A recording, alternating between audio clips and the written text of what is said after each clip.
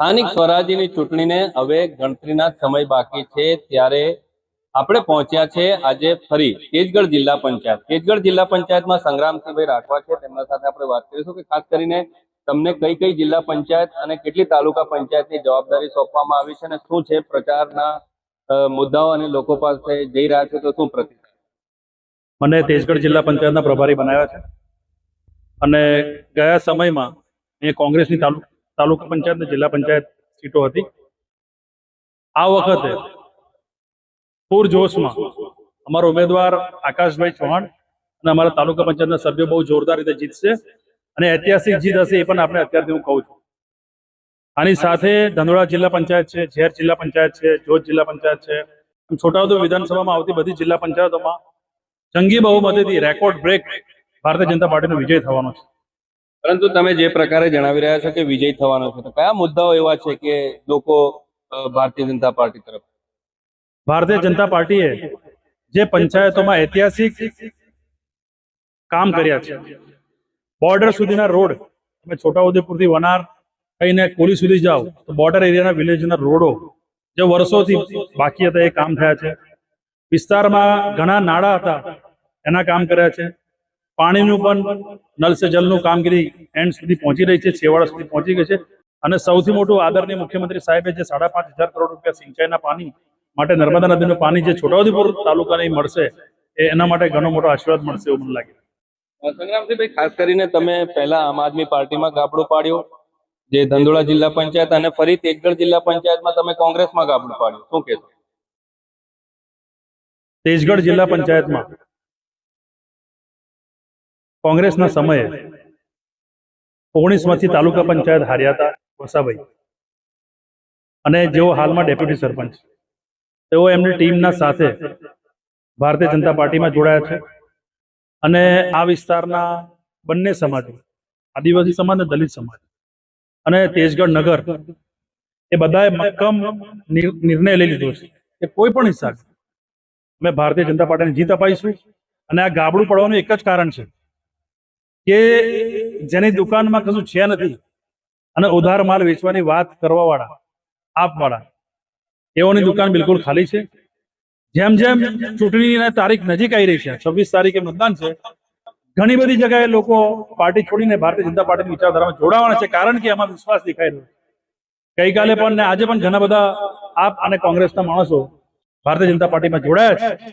એનું એક જ કારણ છે નરેન્દ્ર મોદી સાહેબમાં વિશ્વાસ, ભૂપેન્દ્ર પટેલ સાહેબમાં વિશ્વાસ, અને ભારતીય જનતા પાર્ટીનો સૌનો સાથ, સૌનો વિકાસ અને સૌનો પ્રયાસ એ કાર્યકરોનો છે. એના આધારે ભારતીય જનતા પાર્ટી જીત. પરંતુ જે પ્રકારે આપણે જોતા આવ્યા છે કે એમ તો કોંગ્રેસ અને ભારતીય જનતા પાર્ટીનું જે ચૂંટણી જંગ હોય છે, પરંતુ આ વખતે ત્રિપાખીયો જંગ છે અને જે ઉમેદવાર છે તેમના સામે આપ પાર્ટી અને કોંગ્રેસના ઉમેદવાર પણ છે, તો આ બાબતે કેવા પડકારો?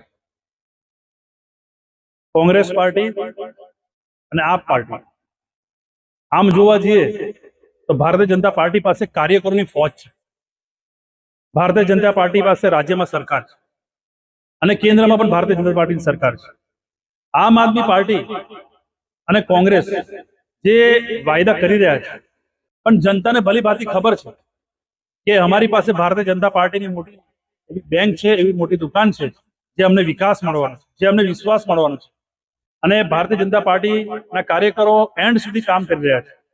લોકો એવું વિચારે છે કે અમે આપને મત આપીશું તો એ મત ખોટો જવાનો છે, અમારે ક્યાં જવાનું ડેડિયાપાડા દોડવા, અમારે ક્યાં જવાનું બીજા રાજ્યમાં.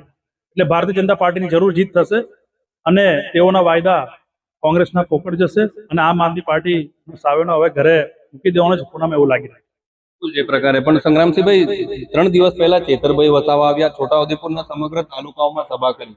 આ સભાઓથી ભારતીય જનતા પાર્ટીને શું હતું? આ ચૂંટણીનો પર્વ છે, લોકશાહીનો પર્વ છે.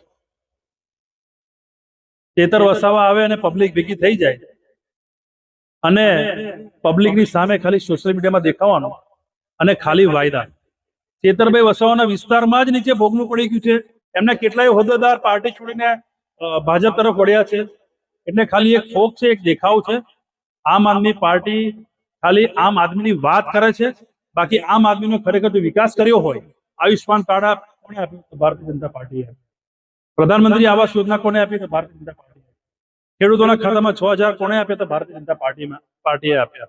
એટલે આવા અનેક વિકાસના કામો જોઈને પબ્લિકને એવું લાગી રહ્યું છે કે જો અમે ભારતીય જનતા પાર્ટીને વોટ આપીશું તો અમારું કંઈક વિકાસ થશે અને સર્વાંગી વિકાસની ધારામાં આગળ જઈશું. આમની આ ફોકડ વાતોમાં કોઈ મેળ પડવાનો નથી. એ લોકોની મીટિંગ પત્યા પછી વધારે આમ આદમીના પાર્ટીઓના કાર્યકરો ભારતીય જનતા પાર્ટીમાં જોડાય. તમે કીધું કે આમ આદમી પાર્ટીના કાર્યકર્તાઓ ભારતીય જનતા પાર્ટીમાં જોડાય. અંતિમ સવાલ મારો કે સંગ્રામસિંહભાઈ રાઠવા જે જિલ્લા પંચાયતના પ્રભારી બન્યા છે, કેટલી લીડ અને જીતનો કેટલો વિશ્વાસ? છોટાઉદેપુર જિલ્લામાં તેજગઢ જિલ્લા પંચાયત સૌથી હાઈએસ્ટ મતે જીતીને લાવીશું એવો મને પૂરેપૂરો વિશ્વાસ છે. એની પાછળનું કારણ છે મારા ભારતીય જનતા પાર્ટીના કાર્યકર્તાઓ, અમારા મોદી સાહેબ, અમારા પ્રધાનમંત્રી શ્રી ભૂપેન્દ્ર પટેલ સાહેબ અને અમારા જે ઉમેદવાર છે આકાશ ચૌહાણ, એ લોકોના દિલમાં વસ્યો છે.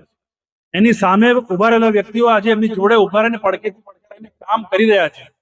ને આકાશભાઈ એક શિક્ષિત જાગૃત યુવાન છે. તેઓના પિતાશ્રીને તેઓને સમાજમાં એક આગળ ઓળખ છે અને અમારા વિસ્તારની અંદર તમામ જગ્યાએ એમને પોતે કામ કર્યા છે અને એમનું કામ બોલે છે. જેને ચલાતું નથી, જેને આગળ બે હાથે ચાલે એવા હેન્ડીકેપ લોકોને પણ મદદ કરીને તેઓને તે હેન્ડપંપ ચાલુ કરીને તેઓના કામ અપાય છે. જ્યારે કોઈ વડીલના ઘરમાં જઈએ તો કે આકાશભાઈ અમને આયુષ્માન કાર્ડ અપાવે. આવા અનેક કામ આકાશભાઈના છે અને મને જરૂર વિશ્વાસ છે કે છોટાઉદેપુર જિલ્લામાં ભારતીય જનતા પાર્ટીની અમારી આ તેજગઢ જિલ્લા પંચાયત જોરદાર મતે જીતશે. સંગ્રામસિંહ રાઠવા, તેમના સાથે આપણે તમામ મુદ્દે ચર્ચાઓ કરી છે. સાથે સાથે જે તેજગઢ જિલ્લા પંચાયત છે, તેજગઢ જિલ્લા પંચાયતમાં જીતનો વિશ્વાસ વ્યક્ત કર્યો છે અને જંગી બહુમતીથી આ તેજગઢ જિલ્લા પંચાયત ભારતીય જનતા પાર્ટીનો ભગવો લહેરાશે તેવી આશા પણ વ્યક્ત કરી છે. રફીક મકરાણી, નિર્ભય ન્યૂઝ, છોટાઉદેપુર.